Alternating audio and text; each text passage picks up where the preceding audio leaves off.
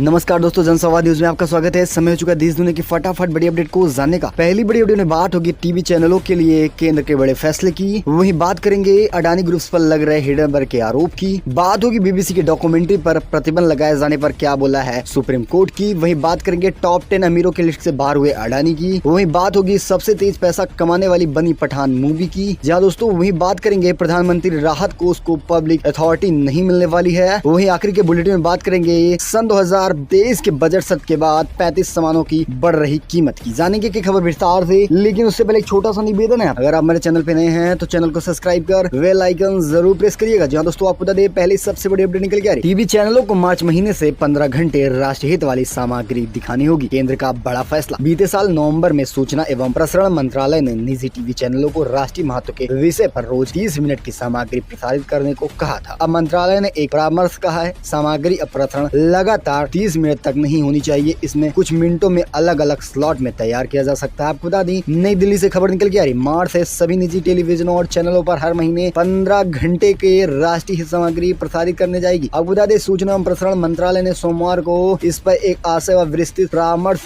जारी किया। जहाँ दोस्तों आपको बता दें इंडियन एक्सप्रेस के मुताबिक मंत्रालय ने एक बयान में कहा कि टेलीविजन चैनलों के अपलैंगिंग और डाउनलोडिंग के लिए हालिया दर्शकों को मंत्रालय द्वारा किए गए कुछ विशेष आधारों पर निजी प्रसारकों के लिए हर दिन 30 मिनट के लिए सार्वजनिक सेवा प्रसारण करने की आवश्यकता भी। जी हाँ दोस्तों, दूसरी सबसे बड़ी अपडेट निकल के आ रही है। आपको बता दें देश लूट रहे हैं हिडनबर्ग ने पलट कर अडानी को दिया एक बड़ा जवाब। जी हाँ दोस्तों, इस वक्त की सबसे बड़ी अपडेट निकल के आ रही है। आपको बता दें हिडनबर्ग ने कहा अडानी ग्रुप ने भारत की सफलता को सीधे सीधे अपने अध्यक्ष गौतम अडानी की संपत्ति से जोड़ा है। आपको बता दें हिडनबर्ग और अडानी ग्रुप के बीच चल रही बांस थमने का नाम नहीं ले रही है। अमेरिका की निवेश शोध कंपनी की रिपोर्ट को अडानी समूह ने झूठा ठहराया और भारत पर हमला बताया था। अब हिडनबर्ग का बयान आया है, उसने कहा कि राष्ट्रवाद के नाम पर अडानी ग्रुप फ्रॉड कर रहा है। जहाँ दोस्तों आपको बता दें ताजा बयान में कहा गया है कि अडानी ग्रुप की रिपोर्ट में लिखी बातें जरूरी मुद्दों को भटकाने के लिए की गई हैं। राष्ट्रवादी एंगल देखकर हमारी रिपोर्ट को भारत पर हमला बता दिया गया है और अडानी ग्रुप ने भारत की सफलता को सीधे सीधे अपने अध्यक्ष गौतम अडानी से जोड़ रहा है। जहाँ दोस्तों वहीं आपको बता दें तीसरी सबसे बड़ी अपडेट निकल के आ रही है। बीबीसी डॉक्यूमेंट्री पर प्रतिबंध लगाने के फैसले को चुनौती देने वाली है याचिकाएं पर सुनवाई होगी सुप्रीम कोर्ट की। आपको बता दें सुप्रीम कोर्ट ने दायर याचिकाओं में गुजरात दंगों को लेकर प्रधानमंत्री नरेंद्र मोदी की भूमिका से संबंधित बीबीसी की डॉक्यूमेंट्री पर प्रतिबंध लगाने के लिए सूचना एवं प्रसारण मंत्रालय के आदेश को अवैध और दुर्भाग्यपूर्ण मानना और असंवैधानिक बताते हुए इसे रद्द करने के निर्देश मांग की है। यहाँ दोस्तों वहीं आपको बता दें चौथी सबसे बड़ी अपडेट निकल के आ रही है। टॉप 10 अमीरों की लिस्ट से बाहर गौतम अडानी 12वें पायदान पर लुढ़के। जी हाँ दोस्तों, आपको अमेरिका की research firm Hindenburg research report के बाद गौतम अडानी को बड़ा नुकसान पहुंचा है। रिपोर्ट से पहले दुनिया के चौथे स्थान पर जमने वाले गौतम अडानी अब जाकर अमीरों के टॉप 10 लिस्ट से भी बाहर हो गए। उनका नाम 11वें नंबर पे आ गया है। आपको बता दें गौतम अडानी के इसी साल एक बड़े झटका मिला है। आपको बता दें उनके संपत्ति में 36.1 अरब डॉलर का भारी नुकसान हुआ है। आपको बता दें उनकी संपत्ति कुल जाकर अब 84.21 अरब डॉलर ही रह गई है। आपको बता दें सूची में रिलायंस के चेयरमैन मुकेश अंबानी भी 12वें नंबर पे आ गए। मतलब गौतम अडानी और मुकेश अंबानी के बीच मात्र एक पायदान का फर्क रह गया। जहाँ दोस्तों वहीं आपको बता दें सबसे बड़ी अपडेट निकल के आ रही शिष्य के रेप में मामले में आई है बड़ी रिपोर्ट। जी हाँ दोस्तों, आसाराम बापू को उम्र कैद। गांधीनगर कोर्ट का बड़ा फैसला। आसाराम बापू के अलावा केस में आरोपी बनाए गए हैं पत्नी, बेटे और अन्य 3 लोगों को कोर्ट ने सबूत के अभाव पर सोमवार में बरी कर दिया। जी हाँ दोस्तों, आपको बता दें आसाराम बापू की रिहाई के बाद फिर से एक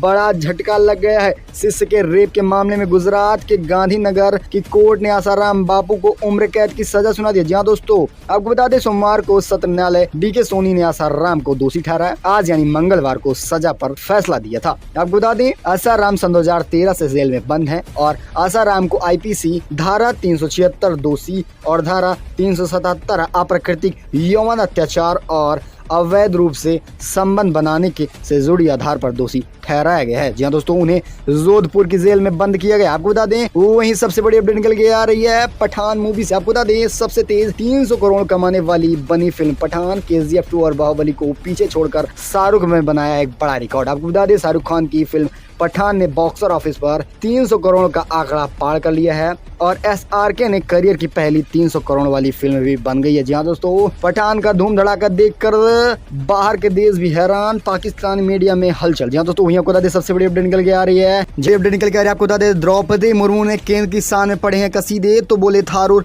महामहिम के जरिए चुनाव की तैयारी की जा रही है भाजपा। जी हाँ दोस्तों, आपको बता दें सबसे बड़ी अपडेट निकल के आ रही है, सांसद का बजट सत्र शुरू हो गया है। देश की राष्ट्रपति द्रौपदी मुर्मू ने अपने अभिभाषण के दौरान केंद्र सरकार की जमकर तारीफ की है।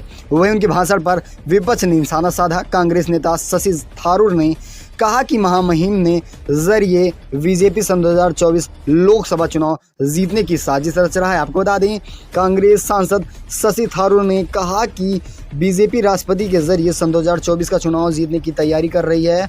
उन्होंने मीडिया से बात करते हुए कहा, राष्ट्रपति चुनाव नहीं लड़ती हैं, लेकिन ऐसा लगता है कि भाजपा सरकार अपना अलग चुनाव अभियान उनके माध्यम से चला रही है और पूरा भाषण एक चुनावी भाषण को करार दिया गया है। जी दोस्तों, वहीं आपको बता दें सबसे बड़ी अपडेट निकल के आ रही है रामचरितमानस से।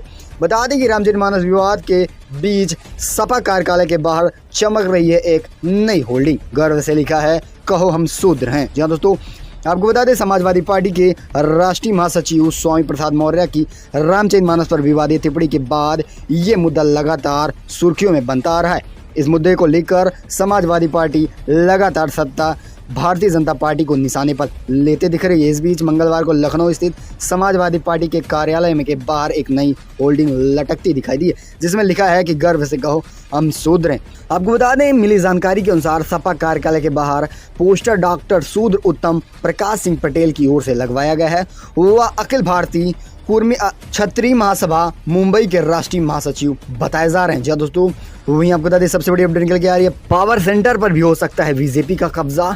दिल्ली में क्या ऐसा हो सकता है? केजरीवाल की एक बड़ी टेंशन बनती जा रही है। आपको बता दें 5 साल में दिल्ली के तीनों कूड़े के पहाड़ को समेत कई वादे को सच साबित करते हुए SMD के बहुमत हासिल करने वाली आम आदमी पार्टी अब तक नगर निगम के सत्ता मिलने का इंतजार है। मेयर, डिप्टी और स्टैंडिंग कमेटी का किसका कब्जा होगा देखना होगा। आपको बता दें सभी अभी तक साफ नहीं हुआ है। आपको बता दें 134 वार्ड पर कब्जा जमाने वाली आम को अब 105% वाली भारतीय जनता पार्टी से चुनौती का सामना करना पड़ रहा है। वहीं आपको बता दें अंगड़ती में भाजपा से आगे आम आदमी पार्टी के मेयर, डिप्टी मेयर पर पद जीतने पर पूरा भरोसा है, लेकिन असली टेंशन उस पावर सेंटर की है जिस पर भाजपा ने पेंच फंसाने पर पूरा इंतजाम कर लिया है। दरअसल MSD के मेयर और डिप्टी मेयर पद के अलावा स्टैंडिंग कमेटी मेयर्स का चुनाव होना भी बाकी है, जिससे असली पावर सेंटर कहा जाता है। मेयर निगम के मुखिया जरूर होते हैं, लेकिन कार्य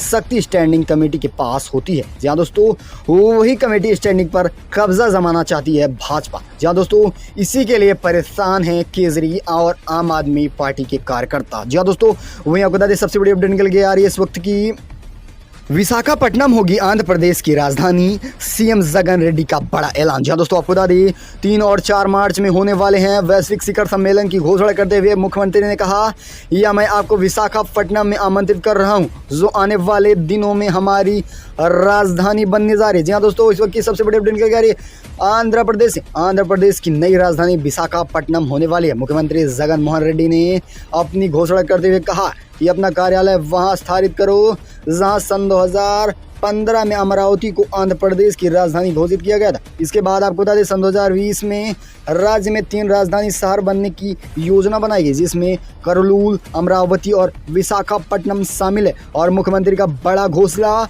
कहा 3 से 4 अप्रैल के बीच हम अपने आंध्र प्रदेश की राजधानी विशाखापट्टनम करने वाले हैं। जी दोस्तों वहीं आपको बता दें सबसे बड़ी अपडेट है इस वक्त की, सन 2023 के बजट की शुरुआत हो चुकी है। आपको बता दें बजट के बाद 35 सामानों की बढ़ सकती है कीमत, कस्टम ड्यूटी बढ़ाने की भी चल रही है सरकार की तैयारी। जहां दोस्तों आपको बता दें आने वाले बजट सत्र यानी सन 2023 में कई आयात किए जाने वाले और कई तरह के नए सामानों और कस्टम ड्यूटी में वृद्धि का ऐलान किया जा सकता है। सरकार ने इस कदम से मेक इन इंडिया मुहिम को मदद मिलेगी और घरेलू मैन्युफैक्चरिंग को भी बढ़ावा मिल सकता है। बता दें आयात को कम करने और घरेलू मैन्युफैक्चरिंग को बढ़ावा देने के लिए सरकार 35 सामानों पर कस्टम ड्यूटी बढ़ाने की तैयारी कर रही है। आपको बता दें 35 सामानों पर बढ़ सकती है कस्टम ड्यूटी। एक रिपोर्ट के अनुसार private jet, helicopter, high and electronic items, plastic के सामान, ज्वेलरी और हाई ग्लास पेपर और विटामिन जैसे आइटम पर सरकार कस्टम ड्यूटी को बढ़ाने वाला है। जहाँ दोस्तों आपको बता दें सरकार को